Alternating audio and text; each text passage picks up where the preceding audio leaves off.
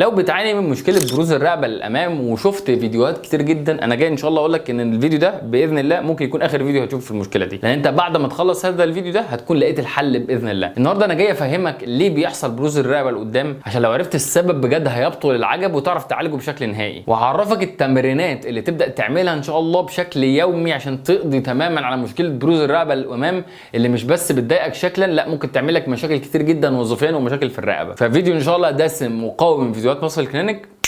يلا بينا.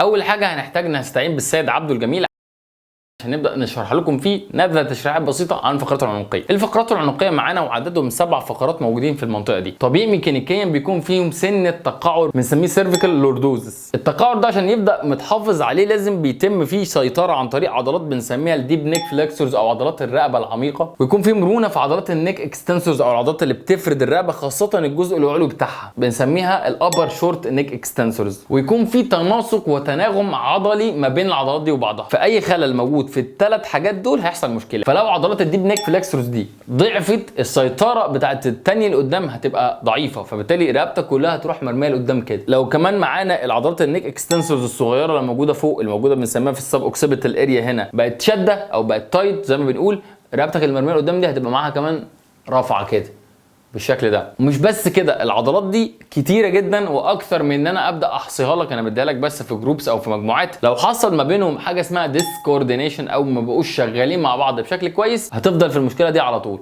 معظم الناس هتقول لك اعمل كده وهتقول لك اعمل تمارين كده وخلاص في الرقبه، مش هتفهمك اللي انا بقول لك عليه ده كويس، لان ده فهم عميق لازم تبقى انت فاهمه عشان تعالج المشكله. لان انت لو عالجت لي مثلا العضلات دي بس ومن غير ما تقوي دي ملهاش لازمه، لو عالجت لي العضلات اللي قدام الضعيفه دي وقوتها من غير ما تعمل ستريتش دي او تظبطها ملهاش لازمه. لازم الحاجات دي كلها تتم مع بعض. فاول حاجه عرفناها لازم نحافظ على النورمال سيرفيكال لوردوزس اللي قلنا عليه ده. تاني حاجه ان احنا نسيطر على حاجه اسمها الاكزيال اكستنشن.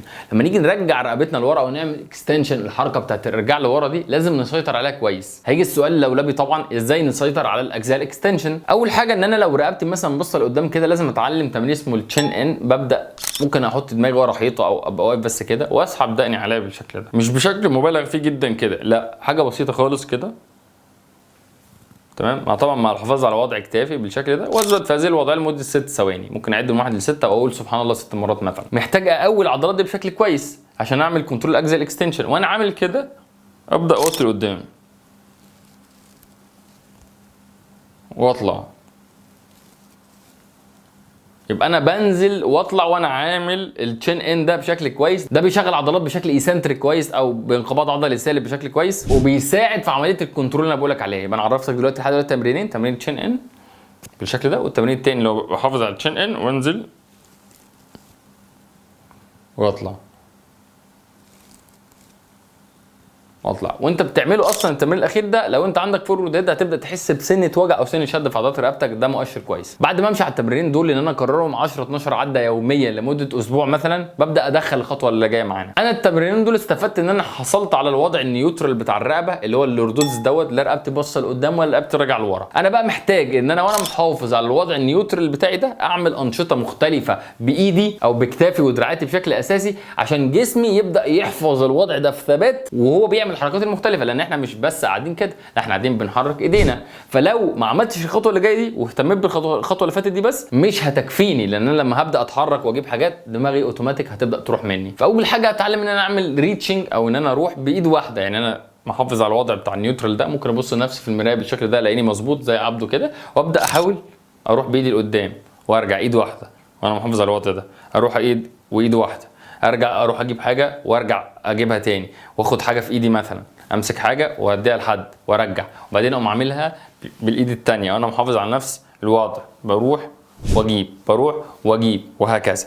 وبعدين ممكن اصعبها اكتر ان انا اروح بايدي الاثنين، بحافظ على التشين ان ده بالشكل ده وبروح واجيب الحاجه، بروح واجيب الحاجه وانا محافظ على كتافي لورا ورقبتي في الوضع النيوترال او الوضع المحايد. التمرين اللي بعد كده ان انا ممكن اقف قصاد الحيطه واسحب دقني عليها بالشكل ده بحيث ان دماغي تكون ملامسه وملصقه للحيطه، وارفع ايدي الاثنين او اعمل حركه بنسميها شولدر فليكشن لحد الاخر خالص، لحد ما ايدي تلمس الحيطه. وبعدين انزل. كل اللي انا بقوله دوت بيساهم في عمليه الكنترول على الاكزل اكستنشن او كنترول على الوضع النيوترال، الوضع المحايد للفقرات العنقيه اثناء ما بعمل حاجات تانية. ده بيعزز البروبريوسبشن بتاعها او الاحساس الداخلي بتاع المخ ليها. هديك تمرين تاني ممتاز جدا، هو ان انا اعمل نفس التشين ان قصاد الحيطه، واعمل تمرين الفيس بولز او تمرين السحب لحد ما ايدي تلمس الحيطه وانا محافظ على سحب الدقني بالشكل ده، واعمله برده 10 عدات في مجموعتين 3. همشي على روتين التمرين دوت من شهر لشهرين. صدقني موضوع الفورورد هيد ده يعني لو ما قلش بنسبه 70% على الاقل بشكل مستديم، يعني ارجع اعمل ديسلايك لهذا الفيديو، بس طبعا تطبق المعلومات بحذافيرها زي ما انا قلت لك. وبس يا رب يكون الفيديو عجبكم وما كنتش قلت تفاصيل علميه كومبليكيتد او اتكلمت انجلش كتير، انا اسف بعتذر. لو عجبك الفيديو لا تنسى اللايك الجميل بتاعك وتشترك في القناه وتفعل زر الجرس اكيد.